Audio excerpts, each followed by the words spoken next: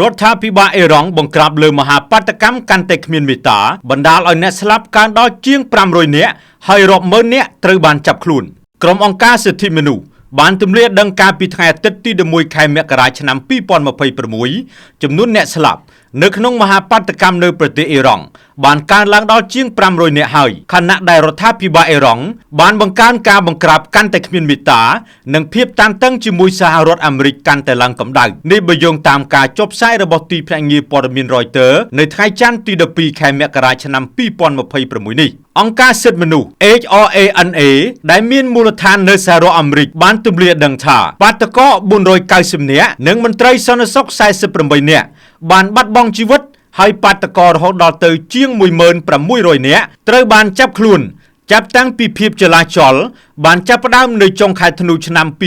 2025ដោយសារតែប្រជាជនមិនសប្បាយចិត្តចំពោះវិបត្តិទំនិញឡើងថ្លៃនិងកំហឹងនយោបាយប្រទេសអេរ៉ង់មិនទាន់បានចេញផ្សាយតួលេខផ្លូវការពីចំនួនអ្នកស្លាប់អ្នករបួសនិងអ្នកដែលត្រូវបានចាប់ខ្លួននោះទេហើយទីភ្នាក់ងារព័ត៌មាន Reutersក៏មិនអាចផ្ទៀងផ្ទាត់ពីចំនួនពិតប្រាកដបានដែរប្រធានាធិបតីអាមេរិកលោកដូណាល់ត្រាំបានព្រមានថាលោកអាចនឹងធ្វើអន្តរាគមន៍ជួយប្រជាជនអេរ៉ង់ដែលស្រដៀងគ្នានឹងករណីប្រទេសវេណេស៊ុយអេឡា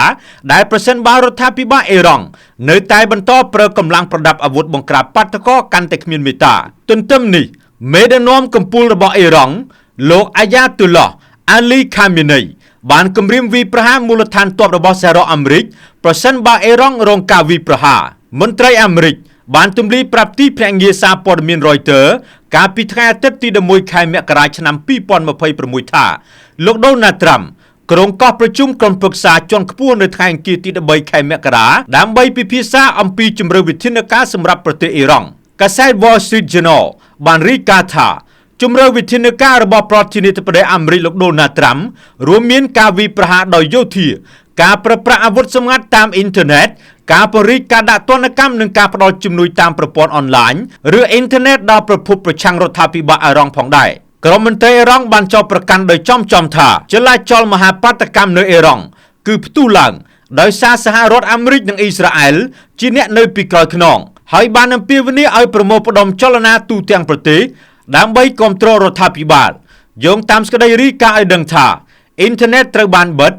ឬរដ្ឋបិទដែលធ្វើឲ្យពិបាកក្នុងការផ្ទៀងផ្ទាត់ព័ត៌មានទាក់ទិនបញ្ហានេះអង្គការសហប្រជាជាតិ UN បានជំរុញឲ្យគ្រប់ភាគីពាក់ព័ន្ធអត់ធ្មត់ខណៈដែលភាពតានតឹងក្នុងតំបន់នៅតែខ្ពស់បន្ទាប់ពីប្រទេសអេរ៉ង់និងប្រទេសអ៊ីស្រាអែលបានផ្ទុះសង្គ្រាមទ្រង់ទ្រីធំរយៈពេល12ថ្ងៃចាប់ពីថ្ងៃទី13ដល់ថ្ងៃ24ខែមិថុនាឆ្នាំ2025ខ្ញុំតារាពី RT News TV